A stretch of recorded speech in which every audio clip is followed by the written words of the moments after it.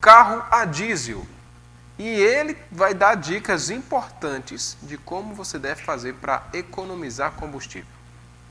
Quando o motorista tem o volante em suas mãos e uma estrada livre, a tendência é pisar fundo. Com os caminhoneiros que vivem em constantes viagens, também é desta forma. Porém, o preço do diesel está mais alto e a preocupação agora é economizar. Mais um reajuste no preço do diesel. E com isso afeta diretamente os motoristas de carros a diesel, que consomem esse combustível.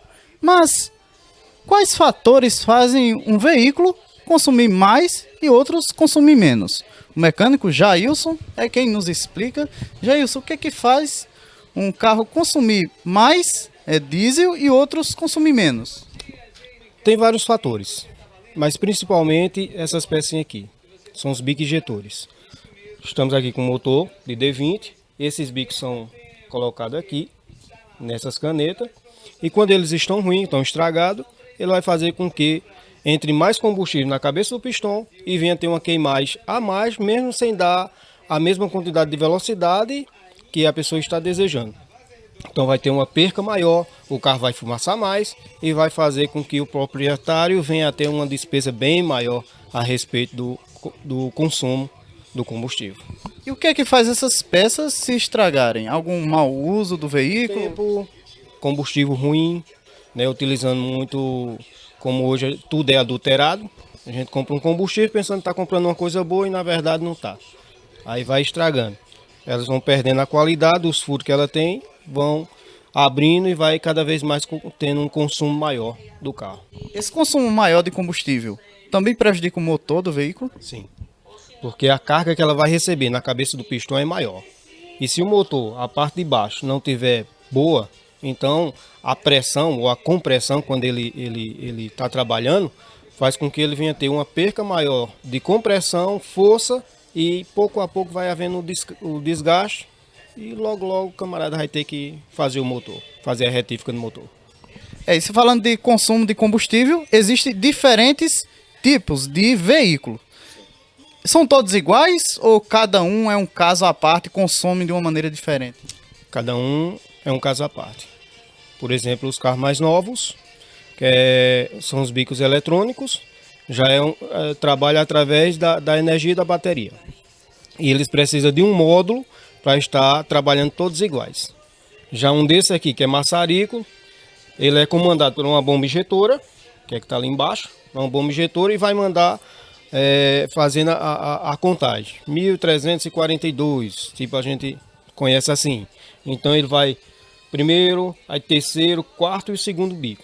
Então cada um na mesma quantidade. Já o eletrônico, assim que liga a chave, ele já abre esses bicos e a contagem de combustível que vem no mesma contagem, só que porém ela vai dando o limite sobre a quantidade de combustível. Conforme o carro vai pegando ou mais peso, ou subida, ou mais velocidade, ela quem controla, o chamado módulo do carro, que é tipo um computador do carro, nesses carros mais modernos.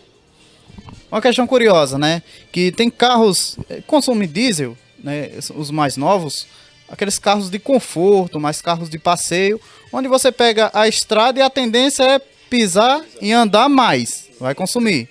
E também de carros de carga, onde anda a velocidade devagar, pouca, mas precisa também pisar porque está botando força. Qual dos dois consome mais?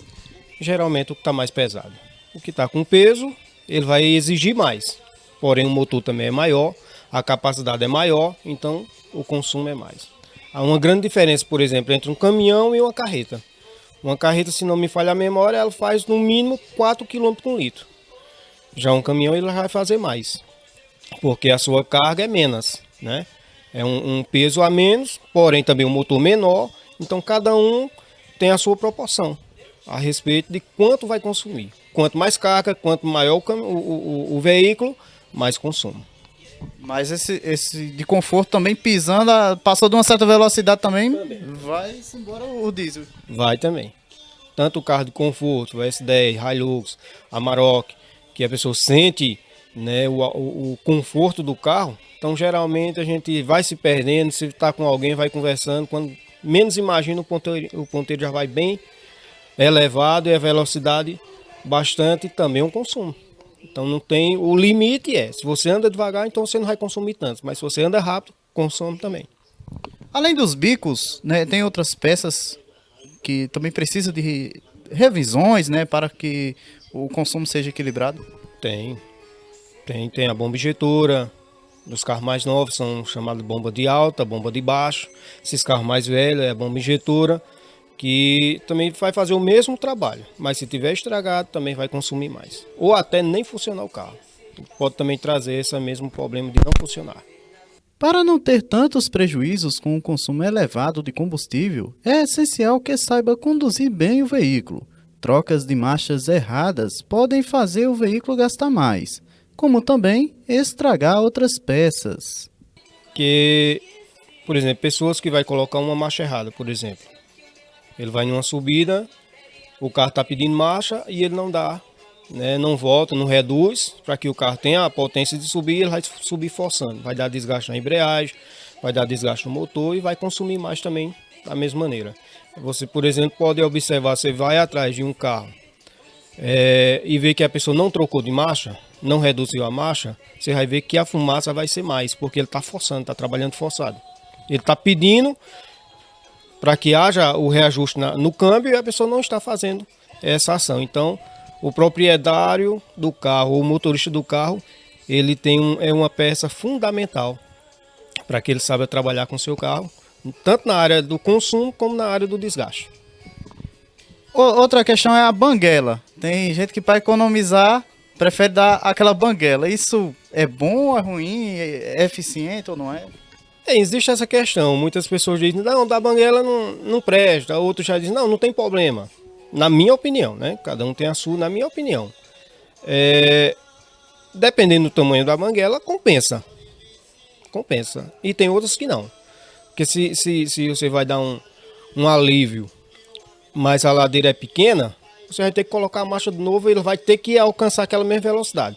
Se você tem no dito popular, uma banguela, a qual dá para ele manter a velocidade que você vem, então tudo bem. Você economizou no combustível, né? Você vai colocar a marcha na hora que é necessário e ele vai manter a mesma velocidade. Então não houve problema. Mas se teve a perca de velocidade, você tem que ir alcançar de novo, então já complica um pouco. Ou seja, já a pessoa vai ter que alcançar novamente aquela mesma quantidade de velocidade que vinha mantendo, para que haja um limite de consumo. Se você força o carro, ele consome mais. Se você trabalha dentro de um limite a 100, 120, então ele vai manter aquele consumo. Não vai alterar, vai manter ali numa velocidade que nem vai ter muito consumo e vai, de certa maneira, vai satisfazer o motorista, né? Existem algumas estratégias para consumir menos, né? Dicas aí para os motoristas, ou a dica é sempre fazer a revisão? A dica é sempre manter a revisão do carro. Isso é mais importante. Limpeza de tanque, troca de filtro, limpeza de bico, bomba. Quando sentir que o carro está tendo alguma perca, alguma coisa está não está tendo a mesma utilidade que tinha antes, então precisa parar e revisar, para que não venha a haver um gasto maior depois, né? Pois é, né? Divido muito opiniões na hora da famosa banguela, né? Isso, cada um tem suas opiniões. Os engenheiros ficam irados com isso, né? E dizem aí, garantem que não compensa, né? Mas, como o mecânico mesmo disse, essa é uma opinião um pouco polêmica, divide muitas opiniões. No meu ver, eu acompanho um pouquinho a ideia do mecânico aí, né? Que falou aí, que se você analisar direitinho, não precisa ser nenhum engenheiro para você avaliar que quando você tira o pé do acelerador, o carro tende a consumir menos, né? Porém, os engenheiros chamam essa economia de economia burra, né? Porque aí vai danificar outras peças que lá na frente pode diminuir a vida útil dele por você andar com o carro desengatado, não é isso? Então é relativo demais, cada um é cada um e depende muito de cada momento. Se você está usando o carro do vizinho e aí não tem pena dele, aí é um problema seu, né? Você vai usar, vai dar a banguela. Se você tem um carro também que você vai usar pouco, né? O carro vai ser por pouco tempo, você vai utilizar ele, o carro vai vender, vai passar para frente, tudo mais, você não tem interesse, Mas se for um carro de seu uso, é aconselhável você sempre seguir as instruções do manual do veículo, tá certo? Então, se você tiver disponibilidade, leia o manual do veículo, veja todas as instruções. Quando você compra um carro, tem que vir com esse manual. Veja todas as instruções desse veículo e veja a metodologia mais eficaz, né? A gente sempre lembra disso, né? Todo equipamento que você compra, ele vem com manual. E isso você deve, para o melhor uso, né? Ninguém melhor para falar sobre aquela obra do que o criador. E quem elabora o manual é o criador do objeto. Então, se você não usa o manual do criador, né, isso que diz como deve ser utilizado aquele veículo, aquele objeto, você com certeza tende fortes tendências aí a se dar mal. Como, por exemplo, eu vou citar um fato muito comum, que é o caso do televisor. Televisor 220, 110.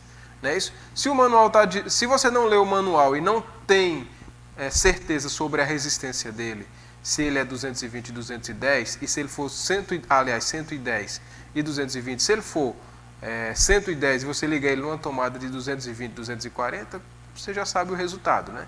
Agora, você poderia ter evitado isso usando o manual do proprietário que vem aí junto com o equipamento. Lanchonete Sorveteria Maranata e Transbrás, porque uma viagem segura é uma viagem de barriga cheia.